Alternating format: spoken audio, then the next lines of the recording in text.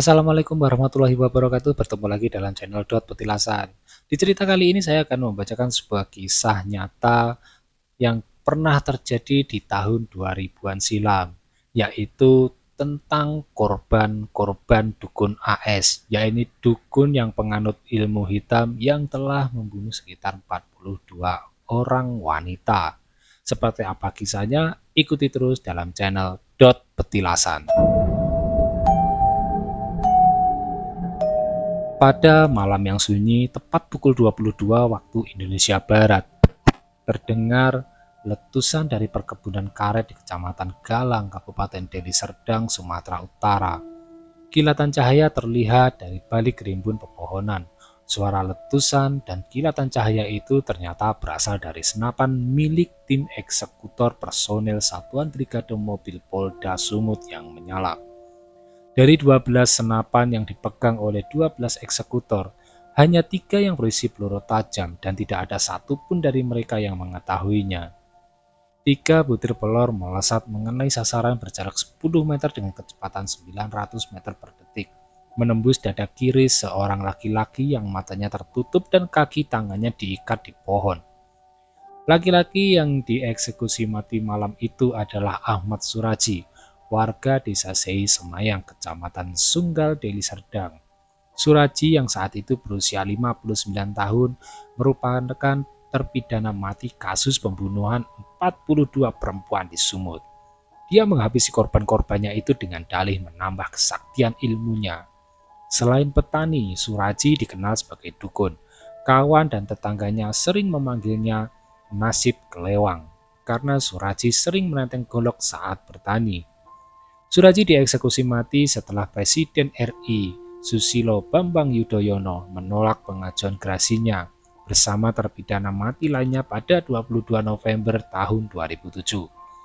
Perjalanan hidup dukun AS begitu semua media massa kala itu menjulukinya berakhir.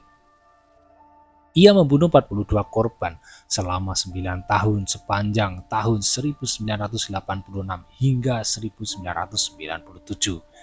Dari hasil penyelidikan polisi, semua korban merupakan pasien yang datang ke rumah Suraji di Dusun Aman Damai. Semua perempuan itu ingin mendapatkan ilmu pengasihan atau penglarisan dari Suraji.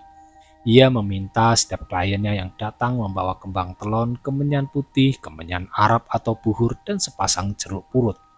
Syarat lainnya harus bersedia diikat dan dikubur setengah badan di tempat yang sunyi pada malam hari. Syarat lainnya, pasien tak boleh memberitahukan ritual itu kepada orang lain. Korban pertama Suraji adalah perempuan bernama Tugiem alias Iem. Korban datang ke rumah Suraji pada Desember 1986 pukul 18 waktu Indonesia Barat. Iem ingin mendapatkan kehidupan sukses dari Suraji. Setelah Iem mengutarakan maksudnya, dukun itu mengajaknya ke area perkebunan tebu Sei Semayang yang berjarak sekitar 1 km dari rumahnya. Saat keluar, Suraji membawa cangkul, tali, dan karung, sedangkan Iem membuntutinya di belakang. Langkah mereka terhenti setelah menemukan lokasi yang cocok untuk ritual ilmu pengasihan itu. Suraji meminta Iem memegang senter untuk menerangi tanah yang bakal digalinya. Suraji menggali lubang sedalam 1 meter, panjang lubang sekitar 1 meter dan lebar 70 cm. Karena biasa mencangkul, tak butuh lama bagi Suraji untuk membuat lubang seukuran itu. Suraji lalu meminta Iem masuk ke lubang. Kedua kaki dan tangan Iem diikat tali sambil berdiri. Setelah itu Suraji naik lalu menguruk lagi lubang dengan tanah. Tubuh Iem terkubur mulai kaki hingga dadanya. Sejurus kemudian Suraji jongkok di hadapan Iem. Suraji menyandarkan kepala Tugiem di atas paha kakinya. Tiba-tiba tangan kiri Suraji menutup mulut dan hidung wanita itu sedangkan tangan kanannya mencekik leher Iem.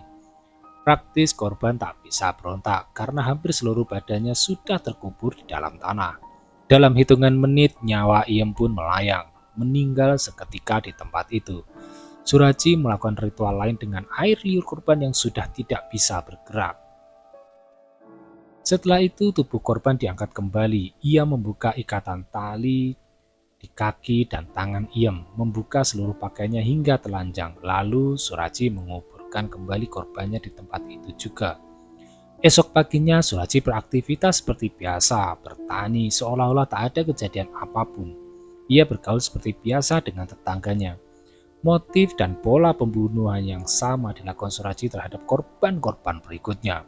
Korban kedua Suraji bernama Yusniar alias Niar yang dibunuh pada sekitar Maret tahun 1987. Korban ketiga adalah seorang perempuan bernama Tomblok sekitar tahun 1988. Lalu korban lainnya diantaranya adalah Rusmina alias Poppy pada tahun 1989 bulan Agustus. Diduk dan Rusmiani alias Anis korban Juni tahun 1992, Sulianti alias Yanti pada Juni 1992, Hirdayanti pada tanggal 28 Oktober 1992, Sadim pada 17 Desember 1992, dan Kunyil pada Januari 1993. Seluruhnya diketahui ada 42 perempuan yang telah dibunuh secara keji oleh Suraji.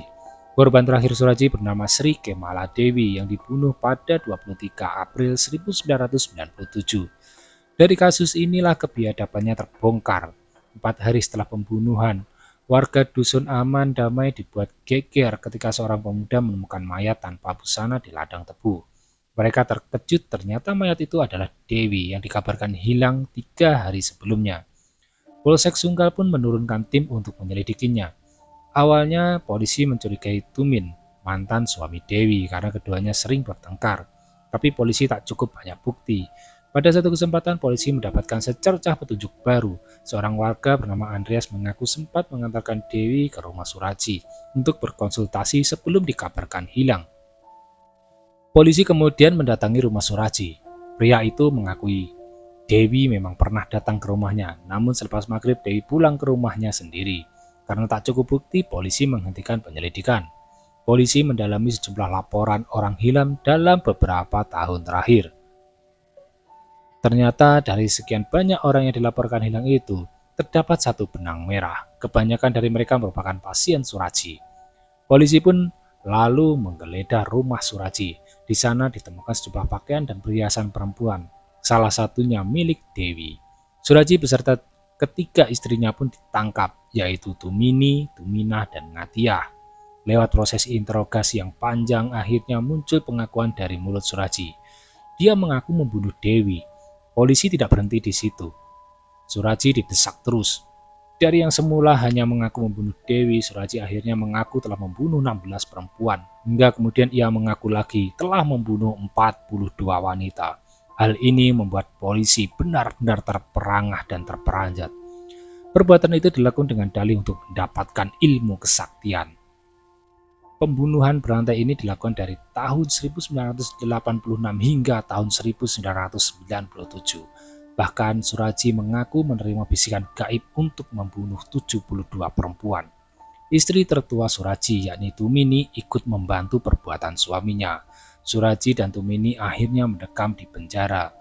Kisah Suraji dan korban-korbannya itu ditulis dalam buku The Bastard Legacy, warisan legendaris para bedebah, karya Jonathan pada 2015. Juga majalah Intisari edisi Juli tahun 2017 dengan judul Demi Ilmu Sakti Suraji Membunuh 42 Wanita di Ladang Tebu.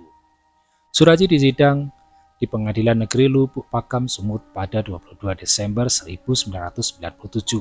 Masyarakat berbondong-bondong menonton jalannya sidang. Saking banyaknya pengunjung, pihak Pemda Deli Serdang menyiapkan tenda besar serta 4 televisi monitor bagi pengunjung yang tak kebagian tempat duduk di ruang sidang. Sidang pun dijaga 4 peleton polisi.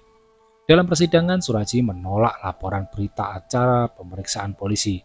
Dia membantah tudingan telah membunuh 42 wanita. Pengakuan bahwa dirinya telah membunuh 42 wanita disebabkan oleh paksaan selama proses interogasi. Tumini yang bersekutu dengan Suraji pun membantahnya. Semua tuduhan jaksa dianggap sebagai kebohongan besar. Persidangan pun berlangsung alot dan dilakukan maraton. Hakim berkeyakinan lain. Hakim yang diketuai Hugora Hareva menjatuhkan putusan pada 27 April 1998 dan menghukum Suraji dengan hukuman mati. Putusan hakim yang di tingkat banding dan kasasi tidak mengubah hukuman mati dukun Suraji itu. Sementara itu, Tumini divonis penjara seumur hidup. Suraji dan Tumini dijebloskan ke lembaga pemasarakan kelas 1 Tanjung Gusta, Medan. Suraji mengaku bermohon gerasi kepada Presiden Megawati Soekarno Putri kala itu dan pada Agustus 2004 baru pada era SBY permohonan itu dijawab dan ditolak. Menjelang pelaksanaan hukuman mati, Suraji mengajukan permohonan terakhir ke pengadilan untuk bertemu dengan keluarganya, termasuk Tumini. Ada permintaan terakhir AS, yakni bertemu dengan istrinya, dan itu sudah dipenuhi. Kata Kepala Pusat Penerangan Hukum Kejaksaan Agung Dipin Nainggolan kepada wartawan di kantornya Jakarta 11 Juli tahun 2008. Dari kisah ini bisa kita simpulkan bahwa akibat perbuatan yang dilarang oleh Tuhan sekaligus perbuatan yang paling dibenci oleh Tuhan mendatangkan kehancuran untuk dirinya sendiri. Semoga kita dijauhkan dari hal-hal yang merugikan kita dan selalu dilindungi oleh Allah Subhanahu wa Ta'ala. Sekian berita ini